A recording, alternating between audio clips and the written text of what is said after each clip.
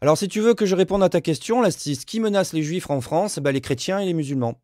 En fait, ça fait partie de la guerre de religion qu'ils mènent pour les chrétiens depuis 2000 ans et pour les musulmans depuis 1300-400 ans. Une chose comme ça. Parce qu'il faut quand même pas oublier que les juifs ont buté quand même le prophète, enfin du moins ils ont contribué à buter le prophète des chrétiens. Et que depuis 2000 ans à peu près, les chrétiens, globalement, principalement les catholiques d'ailleurs, ont servi les juifs, se sont servis des juifs, pardon, en apéricube. Tous les 50 ans, en gros, ils leur mettaient une petite branlée histoire de récupérer leur richesse. Après, quand on creuse un peu sur l'histoire, on peut voir que ça a été le même cas avec les Templiers, hein. Eux qui conservaient le pognon et qui étaient les premières banques, en fait, ils se sont fait défoncer parce que c'est eux qui avaient le pognon. Et comme dans la chrétienté, l'argent est quelque chose de sale, c'était les juifs qui récupéraient le boulot, sauf que c'est quelque chose de sale, mais qui est quelque chose qui est fondamental. Donc, du coup, ben voilà. Et alors non, les chrétiens, ils menacent pas les juifs en France. L'extrême droite le fait souvent. Ils sont plus discrets en ce moment, mais les chrétiens, ils menacent plus personne parce qu'on les a défoncés en fait deux fois, une fois à la Révolution française et une deuxième fois au début du XXe siècle, ce qui a donné lieu d'ailleurs à la loi de 1905. Quand je dis défoncer, c'est physiquement, c'est-à-dire qu'on a massacré des curés à la Révolution avec les nobles, et puis ensuite il y a eu énormément d'agressions au début du XXe siècle des curés, donc on les a éclatés. Ce qui fait que du coup, bah, les chrétiens, ils se tiennent à carreau depuis à peu près un siècle. Bon, ils ont un petit peu aidé les nazis en fait à la Seconde Guerre mondiale, mais c'était de la charité. Et puis, bon, la religion a quand même compris qu'il fallait qu'elle évolue, notamment dans un pays qui est maintenant à majorité d'athée. Ensuite, le problème de l'islam, justement, il est plus récent. Et tant qu'on ne les aura pas défoncés de la même manière et que l'islam ne rentrera pas dans le cadre républicain, effectivement, on va avoir continuellement ce genre de problème. Et par rapport à ce que tu pointais sur la LFI, je suis d'accord. Moi, ça me gêne énormément, notamment la position de, comment elle s'appelle, l'autre, la députée européenne. Aidez-moi, s'il vous plaît. J'ai perdu son nom là. Voilà, donc moi j'ai vraiment un problème avec ça aussi. J'ai un problème avec le drapeau palestinien à l'Assemblée nationale. Mais mon problème, il n'est pas sur le plan des immigrés. Rima Hassan, merci Nono.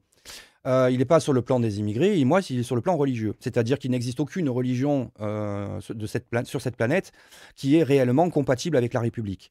Et que si on lâchait la bride à la chrétienté actuellement, ben, on retrouverait les mêmes problèmes qu'on a eus avec l'Inquisition ou d'autres délires. Parce qu'ils n'ont toujours pas expurgé leur texte, ils n'ont toujours pas fait de version 2.0, je dirais, de la Bible, en expurgeant notamment l'Ancien Testament. Et on retrouve avec le même problème avec l'islam. Il faut qu'ils expurgent le Coran parce que les valeurs qui sont transmises à travers ce bouquin ne sont pas acceptables dans la République. Donc, et je vais mettre la même dernière couche pour les Juifs parce que c'est exactement la même chose. La différence, c'est qu'ils sont peu nombreux, que c'est une population aussi qui a tendance à beaucoup s'intégrer dans les pays dans lesquels ils résident et qui sont moins problématiques, qui sont beaucoup moins prosélytes. Ils se considèrent comme le peuple élu, donc ils sont de base, de fait, je dirais, au-dessus des autres peuples. Mais s'ils étaient majoritaires et qu'ils avaient réellement le pouvoir, je ne suis pas convaincu que les extrémistes juifs soient meilleurs que les islamistes ou les extrémistes chrétiens.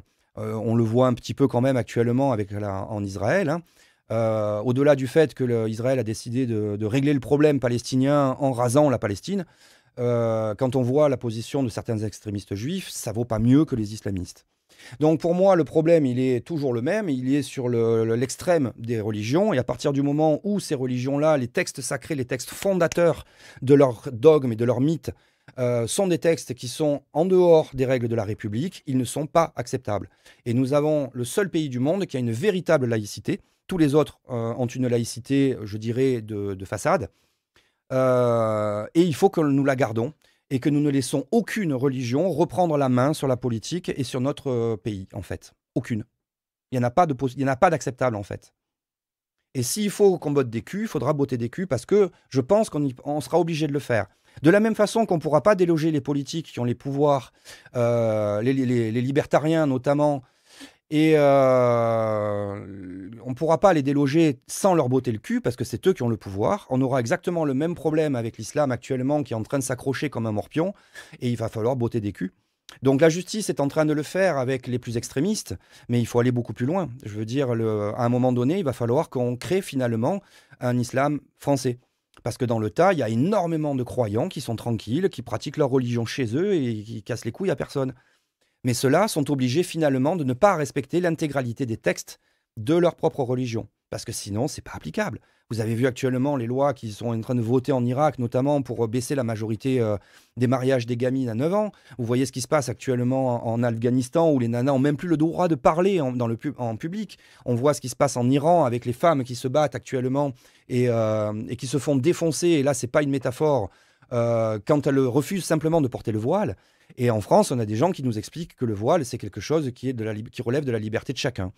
Si le voile relève de la liberté de chacun, la croix gammée aussi. Donc moi j'ai un problème avec ça, avec ces symboles-là. Je veux dire, en France, les femmes peuvent s'habiller comme elles veulent, elles peuvent très bien utiliser un couvre-chef différent. Ce n'est pas une nécessité d'utiliser un hijab pour simplement parce que c'est un symbole politique en fait. Donc on peut, celles qui sont effectivement pour la liberté peuvent utiliser un autre symbole. Si elles veulent cacher leurs cheveux, elles peuvent mettre un chapeau, une casquette, etc. Mais à un moment donné, il va falloir faire un tri. Et ce qui se passe en Angleterre, je trouve, est assez intéressant, justement, puisque le multiculturalisme anglais fonctionne différemment du nôtre, où en Angleterre, l'État est juste chargé de faire la jonction entre toutes les communautés. Mais globalement, elle laisse énormément d'autonomie à chacune des communautés, ce qui n'est pas le cas chez nous. Et effectivement, si les cités commencent à bouger et veulent faire la même chose, ou du moins si les extrémistes veulent bouger et faire la même chose en France, notre police, elle ne réagira pas comme la police anglaise, hein. Il va falloir qu'ils comprennent qu'en face, ça ne va pas être les mêmes. Ils vont pas tendre la joue gauche, les gendarmes ou les...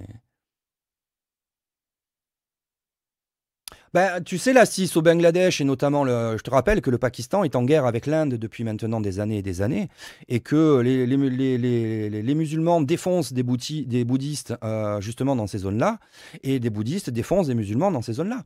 Les bouddhistes ne sont pas plus finalement propres que les autres, hein. Tu sais, regarde là comment était le Tibet à l'époque où c'était le Dalai Lama qui dirigeait, quand c'était une théocratie avant que la Chine envahisse le Tibet.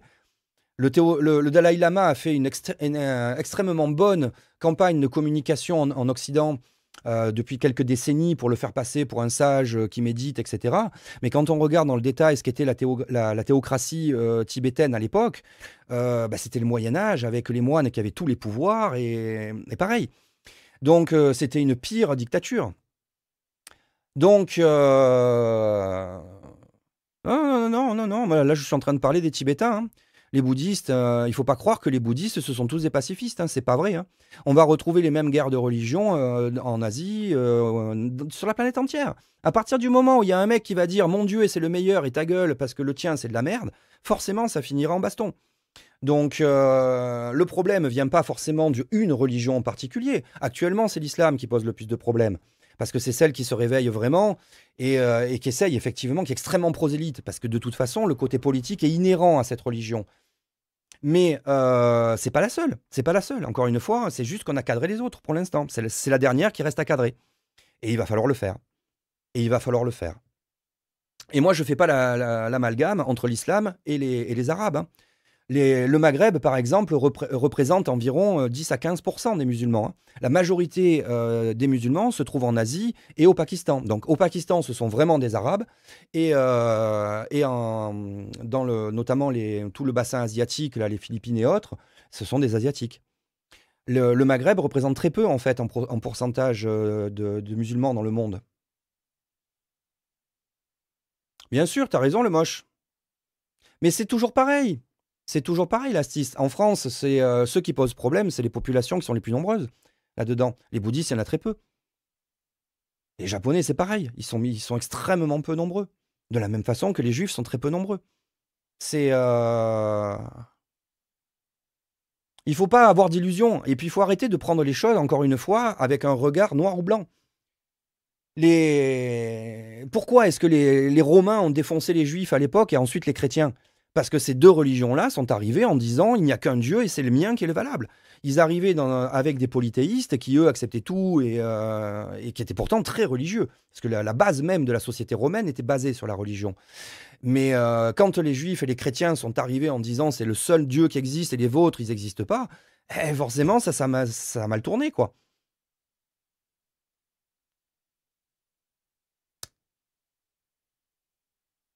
Je vais arrêter de te répondre, là, ça devient débile à un moment donné.